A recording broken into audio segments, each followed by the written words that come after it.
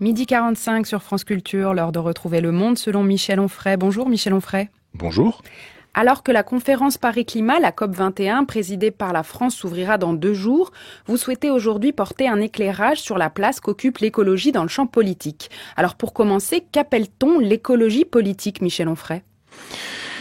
Disons que l'écologie, c'est une question récente, c'est-à-dire que, par définition, c'est parce que le capitalisme a commencé à détruire la planète qu'on a commencé à penser les moyens de sauvegarder la nature. Et ça, moi, je l'ai repéré personnellement, mais enfin, il faudrait voir, peut-être que d'autres plus savants que moi trouveraient des références antérieures, mais ça se trouve déjà chez Fourier. Charles Fourier, déjà, nous dit que l'industrie est polluante et qu'il faut avoir un souci écologique. Alors évidemment, c'est pas Marx qui, lui, de son côté, considère qu'il faut être hyper productiviste et que ce ne sont pas les usines qui sont en cause, mais le fait qu'il faudrait que les ouvriers dirigent les usines plutôt que les patrons. Mais peu importe que l'usine pollue, ça n'a jamais été un souci de Marx ou des marxistes. Alors évidemment, c'est une idée qui a avancé lentement.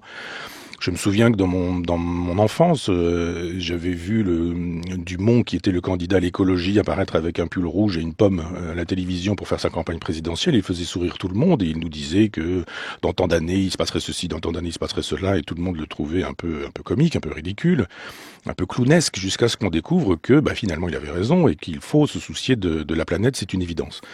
Simplement, c'est devenu un marché dans la politique, je dirais, l'écologie, et pas besoin de citer des noms, mais enfin, on voit bien que des gens ont plutôt le désir d'être des ministres plutôt que le désir d'être vraiment des écologistes. Pour moi, l'écologie, c'est une sagesse. C'est d'abord un mode de vie. Je songe à Pierre Rabhi. C'est comme le socialisme, c'est comme le communisme d'ailleurs, ou c'est comme le christianisme, ou c'est comme l'islam. Ce sont des idéologies qu'il faut pratiquer pour être crédible. Donc, pour moi, un écologiste, c'est pas quelqu'un qui veut rentrer comme ministre dans le gouvernement de Manuel Valls ou disposer de Marocains ou d'être sénateur, etc. C'est quelqu'un qui mène une vie écologique. Ça veut dire que j'ai plus de respect, par exemple, pour les gens qui sont alignés sur les logiques de décroissance et qui, dans leur existence, ont des comportements décroissants, parce que je pense que l'écologie, elle est plutôt là. Simplement, je suis pas bien sûr que les décroissants se reconnaissent aujourd'hui dans les futurs ministres à cravate qui défendent aujourd'hui prétendument l'écologie, mais qui, plutôt que servir l'écologie, se servent plutôt de l'écologie.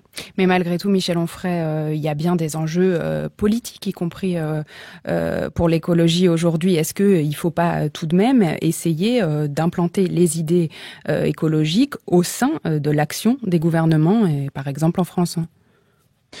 On le peut, mais quelle place peut-on avoir dans un gouvernement quand ce gouvernement veut absolument la croissance alors qu'on sait que la croissance est polluante ?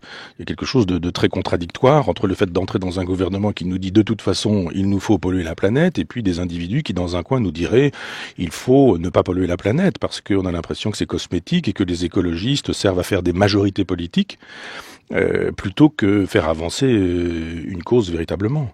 Donc vous plaidez pour un mouvement écologique du point de vue politique qui se situe dans l'opposition.